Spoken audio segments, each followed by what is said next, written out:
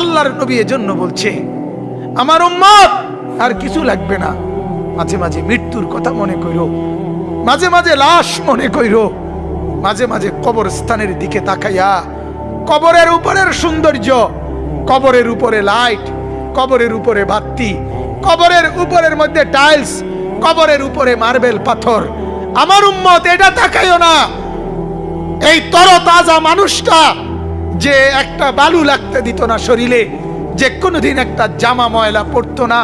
যে লেফ আর কম্বল ছাড়া ঘুমাইতো না, যে সোফা ছাড়া বসতো না, যে 3 বেলা খানা খাইতো,